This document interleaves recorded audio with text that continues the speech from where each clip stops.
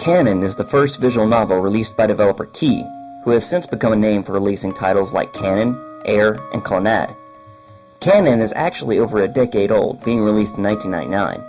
However, it wasn't until July of 2009 that Kanon became available through an unofficial translation patch to English-speaking fans. Major props go out to Non-Directional Translations for finishing this behemoth project. While interested parties that couldn't speak Japanese had an outlet of experiencing Kanon by watching either of the two anime series based upon it, this was the first time English players would experience the unabridged story. So, how does Kanon hold up 10 years after the original release? Let's take a peek into Kanon's white world of snow, memories, and miracles to find the answer.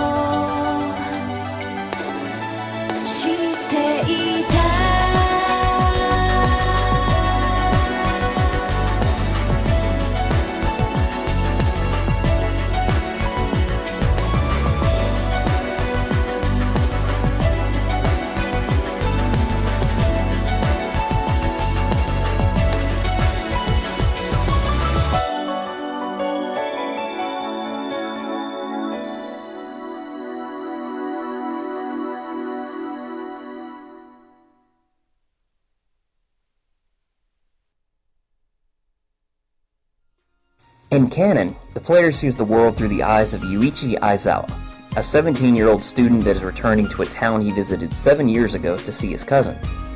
After his parents' work sees them moving overseas, Yuichi is forced to find someone to stay with.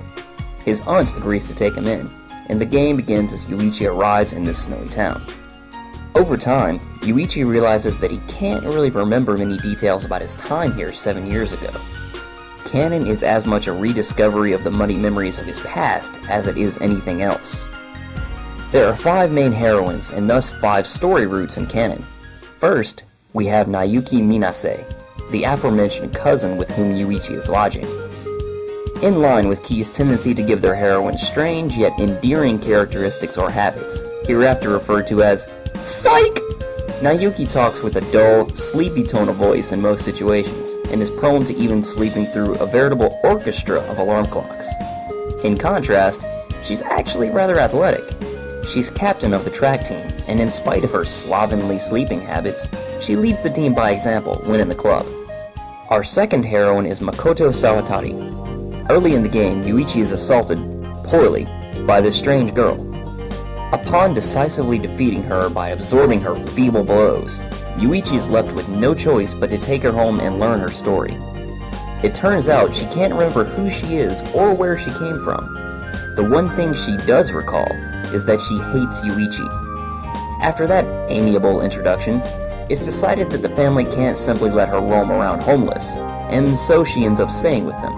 Makoto then makes it her mission to pull silly pranks at Yuichi's expense, which, predictably, tend to backfire. Her psychs include her habit of uttering whenever she's disappointed or upset, in addition to her worldly ignorance. Our next heroine is Shiori Misaki. Yuichi randomly meets Shiori in the park one day, and the next day, she shows up at school in the quad and talks to him. After that, She continues to show up, and Yuichi continues to come to meet her each day. Shiori tells Yuichi that she's off from school due to a cold, but she goes to the same school as him, though she's a year younger. Shiori's "Sykes!" include her catchphrase, そんなこと言う人嫌いです that may or may not be true depending on the situation, her love for ice cream in spite of the freezing temperatures, and her almost childlike desire just to play outside. Next, we have Mai Kawasumi. Yuichi returns to school to grab a notebook he forgot, only to meet up with an unfamiliar girl in the hall holding a sword. Yuichi is hurled down the hall by an invisible force, and the girl reacts by swinging her sword at thin air. She then turns and offers him her first words. 私は魔物を撃つものだから This unsociable, self-proclaimed demon hunter is Mai. Mai is the silent sort, normally only responding when spoken to, and even then only at times. Fortunately, she has her best friend Sayuri to act as an almost unbearably cute mouthpiece. Unfortunately, Mai's silent, uncooperative demeanor, along with a number of unexplained broken windows, have earned her the label of a dangerous delinquent. Mai's "Sykes!" include her fickle silence, her adoration of animals, and her strong friendship with Sayuri. The final and lead heroine of Kanon is Ayu Tsukumiya. Ayu is an energetic, sincere girl whom Yuichi met during his stay 7 years ago. After meeting again and realizing they're long-lost friends, they agree to meet again. As the story continues, Ayu remembers that she's looking for something, and after promising to help her with her search, Yuichi and Ayu begin to search for this mysterious something, though neither knows what they're even looking for. Ayu is stock full of "Sykes!" But without a doubt, the most famous is her staple phrase that she uses pretty much whenever she's dissatisfied in any way. In addition, there's her love for taiyaki and her clumsy nature, or more specifically, her tendency to rush headlong into things. Each of these heroines have what I consider to be a thoroughly satisfying root and conclusion.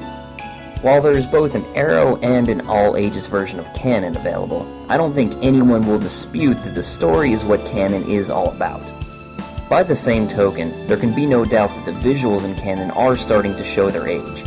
The art style is certainly distinct and maybe somewhat divisive, but newer visual novels simply have a more clean, crisp look. It's not ugly, but nor is the game to be recommended because it's pretty. The soundtrack, on the other hand, is a different story, sporting some instantly memorable tracks that do more than simply carry you through the scene, but rather become set pieces for the scenes themselves. The sound effects are used sparingly but effectively, but again, they don't really live up to the standards set by more modern titles. Should you choose to make use of the voice patch that can add in voices from the PS2 version of the game, you'll find the quality of the voices and their performances are on par with the 2006 anime rendition. That is to say that it's well done. Speaking of the 2006 anime, when I look at Kanon for the PC on the whole, I have to admire just how faithful a translation this was. While the game certainly elaborates on things and adds the narrative exposition that you'd expect from a story-driven visual novel, I feel that the 2006 anime does a beautiful job at taking a look at all of the heroine's routes without actually compromising Yuichi's character. With that said, I really love Kanon. I'm among the legions that feels that Key really does produce masterpieces, and that Kanon was but the first. If you have the opportunity and the desire, I fully recommend giving Kanon a go. But for those who are holding back for whatever reason, the 2006 anime serves as a fantastic Reader's Digest version of the game that hits almost all of the high points of the original. Either way, one thing remains consistent, one way or the other, to anyone who the premise appeals in the slightest.